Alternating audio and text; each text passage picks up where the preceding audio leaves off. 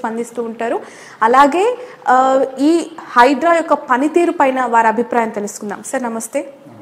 బాగున్నారా sir? Yeah sir, మీకు హైదరాబాద్లో ఈ FTL ల్యాండ్స్ అవ్వచ్చు, లేదంటే బఫర్ జోన్స్కి సంబంధించి అనేక ఇష్యూస్ మీ దగ్గరకు వస్తూ ఉంటాయి. అనునిత్యం మీరు వాటికి సంబంధించిన ఇష్యూసే ట్యాకిల్ చేస్తూ ఉంటారు.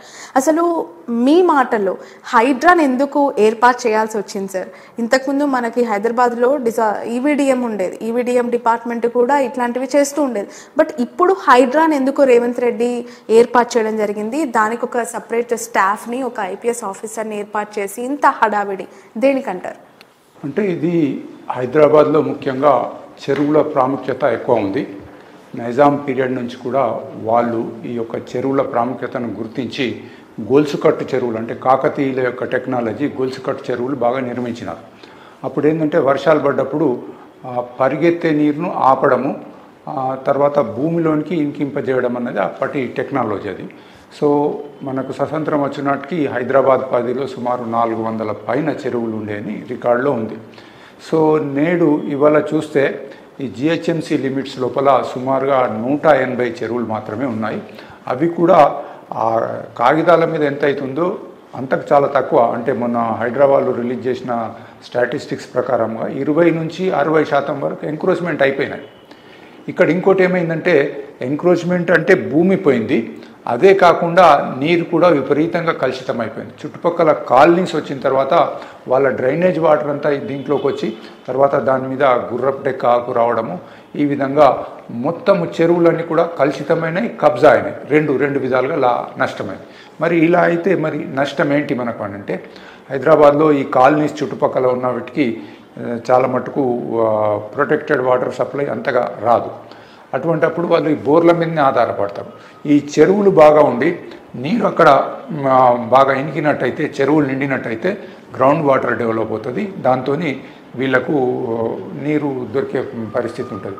రెండోది ఏంటంటే, ఈ చెరువులు ఎక్కడికక్కడ నీళ్ళు ఆగుకుంటూ ఒకటి నిండిన తర్వాత రెండో నుంచి మూడో దానికి ఏదైతే పోతుంటుందో దాంతో ఫ్లడ్స్ రావు, చాలా తక్కువ, మినిమైజ్ అయిపోతాయి. లోతట్టు ప్రాంతాల్లో ఒకేసారి వర్షం పడి చెరువులు లేనప్పుడు ఆ నీటిని ఆపే పరిస్థితి లేనప్పుడు ఒకేసారి లోతట్టు ప్రాంతాల్లోకి వెళ్ళిపోతుంది, మట్టి కొట్టుకపోతుంది, పర్యావరణానికి కూడా చాలా హానికరంగా ఉంటుంది. దీన్ని దృష్టిలో పెట్టుకొని గతంలో కూడా అప్పుడప్పుడు ప్రయత్నాలు జరిగినాయి.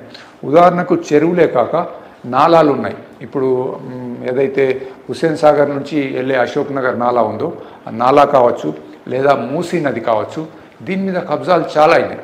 ఎన్నోసార్లు ప్రయత్నాలు చేసినారు మున్సిపాలిటీ వాళ్ళు కావచ్చు, ఇతరత్ర ఈ యొక్క కబ్జా నుంచి అశోక్ నగర్ నాలా అయితే బాగా కుచించకపోయింది. దాని కబ్జాలు తీసి బాగా చేసినట్టయితే అశోక్ నగర్ కానీ అక్కడ ఉన్నటువంటి నారాయణగూడ ప్రాంతంలో వరదలు తగ్గుతాయి, ముంపు తగ్గుతుందని ప్రయత్నం చేస్తే కాలే. ఎందుకంటే ఇది ప్రజాస్వామ్య దేశము. ఆ మున్సిపాలిటీ వాళ్ళు అక్కడికి పోగానే లోకల్ కార్పొరేటరు లేదా ఎమ్మెల్యే రావడము, ఆపడము ఇలా జరిగింది.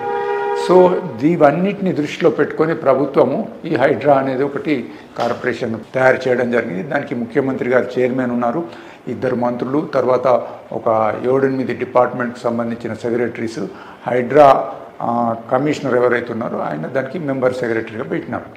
సో స్టార్టింగ్లో అంటే ఒక జూలై 17కు ఇది స్టార్ట్ అయింది. ఒక 1 మంత్ అయింది రఫ్లీ.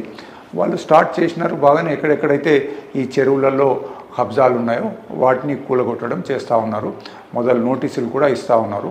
అయితే ఇక్కడ గమనించాల్సింది ఏంటంటే, కబ్జాలు చేసిన వాళ్ళు ఎక్కువ మట్టుకు పొలిటీషియన్స్ లేదా వాళ్లకు సంబంధించి లింకులు బాగున్నటువంటి రియల్ ఎస్టేట్ వాళ్ళు చేసినారు. కొన్ని సందర్భాల్లో పార్కులు ఉంటే పార్కును కబ్జా చేయడం, ఒక పెద్ద ప్లాన్తో దాన్ని కబ్జా చేయాలా, దాని ముందట కొన్ని గుడిసెలు వేయించి పేదవాళ్ళని ముందట పెట్టి ఆ పేదవాళ్ళ గుడిసెలని కూలగొడుతున్నారని మన జూబ్లీ హిల్స్లో జరిగిన కేసులు ఉన్నాయి. సో ఇదంతా కూడా ఈ పార్టీ ఆ పార్టీ అని కాదు, పార్టీలను పక్కకు పెడితే రాజకీయ నాయకులే ఎక్కువ మట్టుకు ఈ కబ్జాలు చేసినారు, లేదా వాళ్లకు అండదండలుగా ఉన్నటువంటి వీళ్ళు ఎవరైతే బిల్డర్స్ ఉన్నారో వాళ్ళు కబ్జాలు చేస్తున్నారు. కాబట్టి ఈ యొక్క చర్య ఏదైతే ఇప్పుడు హైడ్రా తీసుకుంటుందో అది కంప్లీట్ చేసినట్టయితే బహుశా హైదరాబాద్ నగరంలో మళ్ళీ చెరువులు పూర్వస్థితికి వస్తాయి, గ్రౌండ్ వాటర్ డెవలప్ అవుతుంది, వానలు పడ్డప్పుడు లోతట్టు ప్రాంతాల్లో నీటి మునగకుండా ఉంటుందని. సార్ గత వారం రోజులుగా కూడా హైడ్రా జన్వాడ ఫామ్ హౌసెస్ని కూల్చేస్తుందా, అక్కడున్న నాయకులు అక్రమ కట్టడాలపైన చర్యలు తీసుకుంటుందా అని ఒక రకమైన స్పెక్యులేషన్ కొనసాగుతూ ఉండగా ఈరోజు ఉదయాన్నే ఎన్కన్వెన్షన్ పైన హైడ్రా చర్య తీసుకుంది. దాన్ని పూర్తిగా హాఫ్ అన్ అవర్లో ఎన్కన్వెన్షన్ అంతా నేలమట్టం అయిపోయింది. ఈ ఇష్యూలో నాగార్జున చాలా ఆవేదన వ్యక్తం చేయడం, కాసేపటి క్రితమే ఆయన ట్విట్టర్లో ట్వీట్ కూడా వేశారు. నాకు ఒకవేళ చెప్పుంటే కోర్టు నేనే దాన్ని కూల్చేసేవాడిని, నాకు నోటీసులు కూడా హైడ్రా సర్వ్ చేయకుండా ఇల్లీగల్గా ఇలా దీన్ని డెమాలిషన్ చేయటం అనేది నాకు కొంత ఇబ్బందికరంగా అనిపించింది, అవాస్తవం కూడా బయట జరుగుతున్న ప్రచారం అని చెప్పి. దీన్ని ఎలా చూడాలి సార్? అంటే ఒక పేరు మోసిన సీనియర్ టాలీవుడ్ హీరో తను ఎన్కన్వెన్షన్ అనేది ఎంతోమంది ప్రముఖుల పిల్లల వివాహాలు, సీఎం రేవంత్ రెడ్డి కూతురు వివాహం కూడా దాంట్లోనే జరిగింది. ఇన్ఫ్యాక్ట్ దీన్ని ఎలా చూడాల్సిందంటారు? అంటే ఇక్కడ ఇప్పుడే పొద్దున్నే జరిగింది కాబట్టి పూర్తి వివరాలు లేవు నా దగ్గర. కాకపోతే ఏంటంటే ఒక 8-10 ఇయర్స్ బ్యాక్ అప్పుడు నోటీసులు ఇచ్చినారు. ఆ భూమి, ఆ చెరువు ఉంది అక్కడ, ఫేమస్ చెరువు తుమ్మిడి కుంట అని, దాంట్లో ఈయన ఎంక్రోచ్ అయినాడని అప్పుడు చెప్తే ఈయన కొద్దిగా గోడను ముందుకు జరిపినాడు. బట్ స్టిల్ ఇవాళ శాటిలైట్ ఇమేజరీ మ్యాప్స్ చూసినట్టయితే ఆయన కట్టక మొదలు తర్వాత చూసినట్టయితే క్లియర్గా ఆయన ఏరియా ఏదైతే ఆయన దగ్గర ఉందో దాంట్లోపల ఎఫ్టీఎల్లో బఫర్ జోన్లో ఈ స్ట్రక్చర్ ఉంది. తర్వాత బయట పట్టా భూమి లోపల పార్కింగ్ ఏరియా అని పెట్టుకున్నారు అనమాట. సో నోటీసులు ఇవ్వలేదు, నాకు చెప్తే నేనే కూల్చేవాడిని అన్నది వాస్తవం కాదు. హైడ్రా అంత తొందరపాటుగా చర్యలు తీసుకుంటుందని నేను అనుకోను. ఎందుకంటే సెలబ్రిటీ అయినా తెల్లారి ఎటుపోయి ఎటొచ్చి కోర్టు కేసులు అవన్నీ అవుతాయి కాబట్టి అన్ని విషయాలు ఆలోచించే చేసి ఉంటారని నేను అనుకుంటున్నాను. ఆల్రెడీ నాగార్జున గారు చెప్తా ఉన్నారు కోర్టులో కేసు ఉందని చెప్పి. కోర్టులో కేసు ఉంటే స్టే ఇవ్వలేదు కాబట్టి బహుశా ఏదైతే ఇచ్చారని కూడా మెన్షన్ చేశారు సార్. స్టే ఇచ్చింది కోర్టు పరిధిలో ఉంది అంశం అని కూడా మెన్షన్ చేశారు. స్టే ఇచ్చినట్టయితే ముట్టలేరు, కంటెంప్ట్ ఆఫ్ కోర్ట్ కింద వస్తుంది. మరి చూడాలి. అంటే వీళ్ళు హైడ్రా అధికారులు చెప్పడం ఏంటంటే మేము అన్ని యొక్క ఫార్మాలిటీస్ కంప్లీట్ చేసినాము, నోటీసులు ఇచ్చినాము, అదంతా చెప్తా ఉన్నారు. నాగార్జున గారేమో నాకు ఎటువంటి నోటీసులు ఇవ్వలేదు, నేనే చెప్తే నేనే కూల్చేవానని చెప్తా ఉన్నాడు. అది కొద్దిగా టైం పాస్ అయితే తర్వాత తెలుస్తుంది. బట్ మ్యాప్స్ ప్రకారం అయితే స్ట్రక్చర్ అన్నది ఎఫ్టీఎల్ అండ్ బఫర్ జోన్లో ఉంది. పార్కింగ్ ఏరియా అదంతా కూడా పట్టా ల్యాండ్లో ఉంది. సో అది చూడాల్సిన అవసరం ఉంది. డెఫినెట్లీ ఐ థింక్ ఒక రెస్పాన్సిబుల్ ఆఫీసర్గా అక్కడ హైడ్రా వాళ్ళు ఇదంతా చేసి ఉంటారు. లేనట్టయితే వాళ్ళకు చాలా కోర్టు నుంచి కూడా ఇవి వస్తుంది, వాళ్ళ ఉద్యోగానికి కూడా ప్రమాదం ఉంటుంది ఇట్లా హర్రీగా చేసినట్టయితే. అది నేను అనుకోను. ఇక రెండోది మీరు అన్నది ఇంకోటి ఏమన్నారు, అనదర్ థింగ్ మన గండిపేటలో స్ట్రక్చర్ అన్నారు, జన్వాడ ఫామ్ హౌస్ అన్నారు కదా. జన్వాడ ఫామ్ హౌస్ కూడా గత 4-5 సంవత్సరాల నుంచి లైమ్ లైట్లో ఉంది. అప్పుడు ఇప్పటి ముఖ్యమంత్రి గారు అప్పుడు దాని మీద డ్రోన్ సర్వే చేయించినాడని రకరకాలుగా కేసులు ఉన్నాయని చెప్తా ఉన్నారు. సో దానికి కూడా హైదరాబాద్ ఏం చేస్తున్నారో తెలియదు. బట్ రూమర్స్, ఎందుకంటే ఆల్రెడీ ఒక 1 మంత్నే లీడర్స్ అపోజిషన్ వాళ్ళే కూలగొడుతున్నారు అనేది ఒకటి ప్రచారం చేస్తూ ఉన్నారు. ఇక్కడ నేను అది అనుకోను. ఎందుకంటే వాళ్ళు స్టార్ట్ అయింది 1 మంత్, ఒక 2-3 మంత్స్ వాళ్ళకి టైం ఇచ్చి అప్పుడు ఓన్లీ కేవలం ఒక రాజకీయ పార్టీ వాళ్ళే కూలగొట్టినట్టయితే అది తప్పు. కోర్టులు ఉన్నాయి, ఆ కోర్టులు కూడా దీని మీద స్టేలు ఇస్తూ ఉంటుంది. కానీ జనరల్గా వాళ్ళకి ఎక్కడెక్కడైతే కంప్లైంట్స్ వచ్చినాయో, ఎక్కడెక్కడైతే క్లియర్గా ఎఫ్టీఎల్లో వీళ్ళు కట్టినారు అని తెలిసినప్పుడు కూల్చడంలో తప్పు లేదని నేను అనుకుంటాను. ఇక్కడ ఒకటి మానవీయ కోణం అన్నది ఒకటి చూడాల్సిన అవసరం ఉన్నది. ఇప్పుడు ఇవి 2 పెద్దవాళ్ళై, జన్వాడ కావచ్చు, తర్వాత ఎన్కన్వెన్షన్ కావచ్చు, పెద్దవాళ్ళై వాళ్ళు కోర్టులో చూసుకుంటారు. అది కామన్ మ్యాన్కు పెద్దగా సంబంధం లేదు. కాకపోతే ఏంటంటే చాలా ట్యాంక్స్లలో ఎఫ్టీఎల్ లోపల తప్పుడు పత్రాలు చూయించి దాన్ని వాళ్ళ పేరు మీద రిజిస్టర్ చేసుకొని హుడా పర్మిషన్ తీసుకొని జిహెచ్ఎంసి పర్మిషన్ తీసుకొని ఇండ్లు కట్టినారు. అమాయకులు పైసా జమ చేసుకొని మధ్యతరగతి కుటుంబీకులు ఈ కాగితాలు చూసిన తర్వాత కరెక్టే అనుకొని కొనుక్కున్నారు. ప్రభుత్వం ఏమంటుందంటే ignorance of law is not an excuse అంటుంది. ఇక్కడ ఇగ్నోరెన్స్ ఆఫ్ లా కాదు, ఇక్కడ collective mistake of the government agencies. వీళ్ళు వాళ్ళ డబ్బులకు లాలూచిపడి, ఇది రిజిస్ట్రేషన్ ఆఫీసే కావచ్చు, హెచ్ఎండిఏ కావచ్చు, జిహెచ్ఎంసి కావచ్చు, అట్లాగే పవర్ డిస్ట్రిబ్యూషన్ కార్పొరేషన్ కావచ్చు. ఇన్ని ఏజెన్సీలు అదంతా బాగుంది, లీగల్గా ఉంది అని అన్ని పర్మిషన్స్ ఇచ్చి, పవర్ కనెక్షన్ ఇచ్చి, వాటర్ కనెక్షన్ ఇచ్చి, ఇంత చేసి ఆయన కొన్నాక ఇప్పుడు 10 ఏళ్ళకి వచ్చి ఇప్పుడు ఇది కూలగొడతామనడం మాత్రం తప్పు. ఒకవేళ వాళ్ళు నిజంగానే ఎఫ్టీఎల్ కట్టి ఉంటే కూలగొట్టే పరిస్థితి వస్తే కూలగొట్టండి. కానీ ఎవడైతే కట్టినాడో ఆయన దగ్గర ఆయన ఆస్తులను జప్తు చేసి ఈ బాధితులకు డబ్బు ఇవ్వాలా.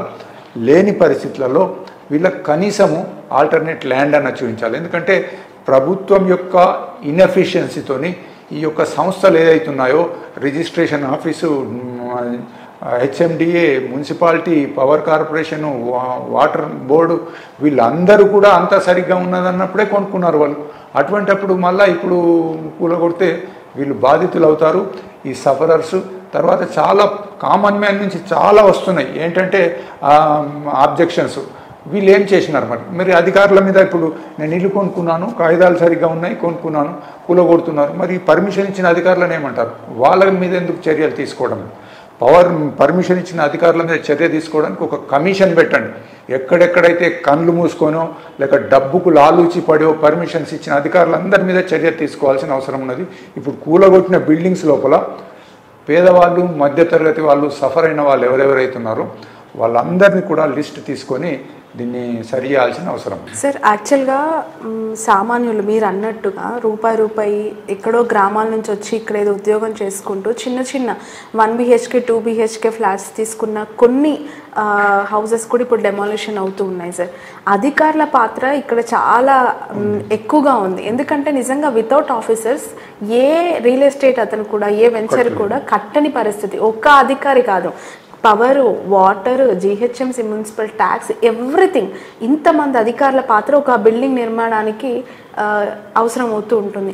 మరి రేవంత్ రెడ్డి గారు కావచ్చు, లేదంటే ప్రభుత్వం కావచ్చు, అధికారుల మీద ఈ సమయంలో ఎలాంటి ఫోకస్ పెట్టాలంటారు? ఎందుకంటే వాళ్ళ ఇన్వాల్వ్మెంట్ లేకుండా రాత్రికి రాత్రి ఒక బిల్డింగ్ అయితే వెలవదు హైదరాబాద్లో. ఎందుకు వాళ్ళపైన చూసి చూడనట్టు వ్యవహరిస్తుంది అనుకోవాలి? అంటే ఇప్పుడు మనము ఇమీడియట్గా చూసి చూడనట్టు అని అనుకోవడానికి లేదు. ఆల్రెడీ కమిషనర్ హైడ్రా చెప్పినాడు, ఎవరెవరైతే పర్మిషన్స్ ఇచ్చినారో వాళ్ళ మీద కూడా మేము చర్యలు తీసుకుంటామని. ఇప్పుడు ఎట్లా ఉందంటే ఉద్యోగస్తుల మీద చర్యలు తీసుకోవడం చాలా కష్టం. రకరకాల రూల్స్ ఉంటాయి, కోర్టుకు పోతారు, ఏదో అంటారు. కాబట్టి ఒక కమిషన్ వేయండి. కమిషన్ వేసి నిర్దాక్షిణ్యంగా ఎవరెవరైతే పర్మిషన్ ఇచ్చినారో, starting from the builder, the registration office, HMDA, GHMC, power distribution corporation, water board, ఇవన్నిటి మీద కూడా ఒక కమిషన్ వేసి తీయాలి.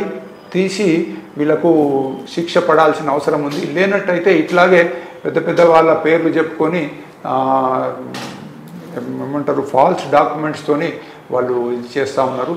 ఇది మంచిది కాదు, దీన్ని ఇది చేయాలి. అయితే ఇంకొక సజెషన్ నాది ఏంటంటే, చెరువుల ఆక్రమణలకు గురైనాయి. ఇప్పుడు వీళ్ళు హైదరాబాద్ కూలబెడుతున్నారు. ఎందుకు కూలబెడుతున్నారు? చెరువులను రక్షించుకోవడానికి, చెరువుల పూర్వస్థితి తేవడానికి. అంటే rehabilitation of the tank. Rehabilitation కావడం లేదు, కూలగొడుతున్నారు, వాళ్ళు వెళ్ళిపోతున్నారు. ఇమీడియట్గా సెకండ్ స్టెప్ ఏంటంటే, వాళ్ళు కూలగొట్టిన ఏదైతే ఆ మెటీరియల్ ఉందో దాన్ని అంతా చెరువు నుంచి బయటకు తీసేయాలి. అలాగే ఇన్ని దినాలు దాంట్లోపల వచ్చినటువంటి సిల్ట్ ఏదైతే ఉందో, చెరువు యొక్క కెపాసిటీ తగ్గిపోయిన పరిస్థితిలో ఆ సిల్ట్ అంతా తీసేయాలా. అట్లాగే చుట్టుపక్కల కాలనీస్ ఉన్నాయి, ప్రతి చెరువు చుట్టుపక్కల కాలనీస్ ఉన్నాయి. ఆ కాలనీస్ వాళ్ళ నుంచి వచ్చేటటువంటి డ్రైనేజ్ వాటర్ ఏదైతుందో దాన్ని సీవేజ్ వాటరే కావచ్చు, దానికి అక్కడ ఒక ఎస్టీపీ కట్టి ట్రీట్ చేసి చెరువులోకి వదలాలా. చెరువు చుట్టూరుగా ఫెన్సింగ్ చేయాలా. ఇలా కంప్లీట్ చేసి చుట్టుపక్కల ఉన్న కాలనీ వాసులందరికీ దాన్ని హ్యాండ్ ఓవర్ చేయాలి. మీరు రక్షించుకోండి, దిస్ ఈజ్ యువర్ ట్యాంక్, మీరు దీన్ని కాపాడుకున్నట్టయితే మీ యొక్క గ్రౌండ్ వాటర్ డెవలప్ అవుతుంది. అలాగే మీకు కూడా ఒక పర్యావరణంగా బాగా ఉంటుంది, ఆహ్లాదకరంగా ఉంటుంది అని చెప్పి ఆ విధంగా ఒక స్కీమ్ తయారు కావాలి. కూలగొట్టడం బాగుంది, పెద్దగా కూలగొట్టినారు, అయిపోయింది. తర్వాత నెక్స్ట్ స్టెప్ అన్నది ఈ యొక్క యాక్ట్ను ఒక లాజికల్ కంక్లూజన్కు తెచ్చినప్పుడే ఈ యొక్క హైడ్రా యొక్క కాన్స్టిట్యూషన్ యాక్సెప్టబుల్ ఉంటుంది. లేనట్టయితే కొంచెం ఇబ్బందికరంగా ఉంటుంది. సార్, ఈ హైడ్రాకి సంబంధించి పదే ఒక మాట ప్రతిపక్ష పార్టీ విమర్శిస్తుంది. 10 ఏళ్ళు ప్రతిపక్షంలో ఉన్న కాంగ్రెస్ పార్టీ అధికారంలో రావడంతోనే ఈ హైడ్రాని ఎందుకు ఏర్పాటు చేసింది అంటే కేవలం ప్రతీకార చర్య కోసమే అని మాట్లాడుతున్నారు, విమర్శిస్తున్నారు. దీన్ని ఎలా చూడాలి? నిజంగా ప్రతీకారం తీర్చుకోవడం కోసం హైడ్రా ఒక ఆయుధంగా మారిందంటారా ప్రభుత్వానికి ఇప్పుడు? అంటే అది స్టార్ట్ అయ్యి ఒక 1 month అయింది హైడ్రా. ఇప్పుడే ఇమ్మీడియట్గా మనం చెప్పలేము. Let them work for 2-3 months. వాళ్ళు పనిచేసిన తర్వాత సుమారు ఒక 3 నెలలు వాళ్ళు పనిచేసినాక ఎవరెవరి కూల్చినారు, కేవలం ఒకే పార్టీకి సంబంధించిన కూల్చినట్టయితే అది హైడ్రా తప్పు. కోర్టుకు పోతారు ప్రజలు, లేదా మినిస్టర్ మీద, సీఎం మీద ప్రెషర్ వస్తుంది. కానీ వాళ్ళు ఒక పద్ధతి ప్రకారంగా ఎక్కడెక్కడైతే ఆక్యుపేషన్స్ జరిగినాయో, ఎక్కడైతే పబ్లిక్ కంప్లైంట్స్ వస్తున్నాయో వాటిని కూల్చినట్టయితే దాని మీద మనము ఇప్పుడే కామెంట్ చేస్తే బాగుండదు. ఎందుకంటే ఒక మంచి పని చేస్తున్నారు, ఒక ఆర్గనైజేషన్ వచ్చింది, మంచి పని చేస్తున్నారు కాబట్టి మనం కొద్దిగా వాళ్ళకు టైం ఇవ్వాలి. కేవలం ఒకే పార్టీ వాళ్ళే కూల్స్తున్నారు అన్నది ఇప్పుడే నిర్ణయానికి రావాల్సిన అవసరం లేదు. మొన్న ఒక కేసు లోపల ఒక ఎమ్మెల్యే ముందుకొచ్చి, అంటే సీనియర్ ఎమ్మెల్యే వచ్చి హైడ్రా ఆఫీసర్స్ మీద అన్పార్లమెంటరీ లాంగ్వేజ్తో దూషించడం జరిగింది. అది మంచి పద్ధతి కాదు. అధికారుల మీద మీకు ఏదైనా వాళ్ళు తప్పు చేస్తే మీరు పోయి అడగచ్చు, ఒక ఎమ్మెల్యేగా పోయి అడగచ్చు, నిలదీయచ్చు. అది కాకుంటే ముఖ్యమంత్రి దృష్టికి తీసుకొచ్చి ఆ తప్పు జరిగిందని సరిదిద్దచ్చు. అంతేగాని హైడ్రా అధికారులను ఇట్లా మాట్లాడినట్టయితే వాళ్ళ మనోస్థైర్యం దెబ్బతింటుంది. కాబట్టి నా రిక్వెస్ట్ ఏంటంటే రాజకీయ నాయకులు మీకు లీగల్గా పోండి, కానీ ఆఫీసర్స్ మాత్రము అనవసరంగా బద్నాం చేయద్దు. ఒకవేళ మీరు బద్నాం చేయదలుచుకుంటే ఆఫీసర్స్ను వీళ్ళని చేయండి. జిహెచ్ఎంసీలో ఎవరు పర్మిషన్ ఇచ్చినారు, తర్వాత రిజిస్ట్రేషన్ ఎవరు చేసినారు, ఫాల్స్ రికార్డ్స్ ఎవరు తయారు చేసినారు, ఆ బిల్డర్ ఎవరు, వాళ్ళని ఏమన్నాను కానీ ఈ హైడ్రా అధికారులను అంటే అంత బాగుండదని నేను అనుకుంటున్నాను. సార్, ఈ హైడ్రా ఏర్పాటుతో ఒక్కసారిగా ఒక వ్యతిరేకత అనేది కనిపిస్తుంది. ఇంటర్నల్ పార్టీలో కనిపిస్తుంది, అవుట్ ఆఫ్ ద పార్టీలో కనిపిస్తుంది. దీన్ని కాంగ్రెస్ ఎలా క్లెయిమ్ చేసుకోవాలి? ఎస్పెషల్లీ రేవంత్ రెడ్డి గారే దీనికి చైర్మన్గా కూడా ఉన్నారు. ఎలా చూడాలి? అంటే నేను ఒక సామాన్య మానవుడిగా, ఒక సివిల్ సొసైటీ రిప్రజెంటేటివ్గా నేను ఏమనుకుంటున్నానంటే హైడ్రాను ప్రజలు హర్షిస్తున్నారు. అంటే వాళ్ళకు రాజకీయ నాయకుల మీద, పెద్ద పెద్ద బిల్డర్స్ మీద కోపం బాగుంది. ఈ కూలబెడుతుంటే 90% of the people are with this program Hydraa. కాకపోతే అక్కడక్కడ ఏదైనా పెద్ద ఎత్తున చేస్తున్నప్పుడు తొందరపాటు చర్యతోనే 1-2 ఇన్సిడెంట్స్ తప్పుగా జరిగి ఉండొచ్చు. ఇప్పటి వరకు అయితే ఎక్కడ కూడా లేదు. కేసు కోర్టు దాకా పోయినా కోర్టు కూడా చెప్పింది ఏమనంటే, మేము దీంట్లోపల జోక్యం చేసుకోము, స్టే ఇవ్వము. కాకపోతే హైడ్రా ఆ GO 99 ఏదైతే ఇష్యూ చేసినారో దాని ప్రకారంగా, ఒక పద్ధతి ప్రకారంగా పోండి, మీరు చేసే చర్యలకు మేము ఇప్పుడు అడ్డం రామని కూడా హైకోర్టు చెప్పడం జరిగింది. కాబట్టి ఇప్పుడు కాంగ్రెస్ పార్టీలో ఇంటర్నల్గా ఇది వస్తుందంటే మరి ఎవరైనా ఆక్యుపై చేసి ఉండొచ్చు. నేను అందుకే మొదలే చెప్పినాను, పార్టీలకు అతీతంగా ప్రతి రాజకీయ నాయకుడు ఎక్కడ ఛాన్స్ దొరికితే అక్కడ చెరువులు కబ్జాలు చేసినారు. అట్లాగే ఈ యొక్క రియల్ ఎస్టేట్ బిల్డర్స్తో కలిసి వాళ్ళ ద్వారా కూడా కబ్జాలు చేయించి లాభం పొందిన కేసులు చాలా ఉన్నాయి. కొందరు మంచి వాళ్ళు ఉండొచ్చు, రాజకీయ నాయకులు అందరు చెడ్డవాళ్ళని అనడం లేదు. Very good people are also there. But majority of the politicians are ఈ కబ్జాలు చేసిన వాళ్ళే, లేదా వాళ్ళ బంధువులు, వాళ్ళ పార్టీ వర్కర్సే చేసినారు. పార్టీలకు అతీతంగా అందరూ కూడా అదే తాను ముక్కలు. ఏంటంటే ఎంక్రోచ్మెంట్, ప్రభుత్వం భూములు ఎక్కడ ఉంటే అక్కడ కబ్జా చేయడమే వీళ్ళ పనిగా తయారైపోయింది. రైట్ సార్, ఇప్పుడు ఎన్ కన్వెన్షన్ దగ్గర తుమ్కుంట చెరువు ఆక్రమణకు గురైంది, అది బఫర్ జోన్లో ఉంది అని చెప్పి FTLకి సంబంధించి ఉంది అని చెప్పి మాట్లాడుతూ ఉన్న క్రమంలో అది పక్కా ప్రైవేట్ ల్యాండ్ అని చెప్పి నాగార్జున దాన్ని క్లెయిమ్ చేస్తున్నారు. అసలు నాగార్జున గారు ఇప్పుడు ఏ విధంగా ముందుకు వెళ్ళాలంటారు? అంటే ప్రైవేట్ ల్యాండ్ ప్రైవేట్ వ్యక్తి నుంచి నేను తీసుకున్నాను అని చెప్తున్నప్పుడు ఎండ్ ఆఫ్ ద డే అది కోర్టులో ఉంది, స్టే ఉన్నా కూడా నాకు నోటీసులు ఇవ్వకుండా హైడ్రా డిమాలిషన్ చేసింది.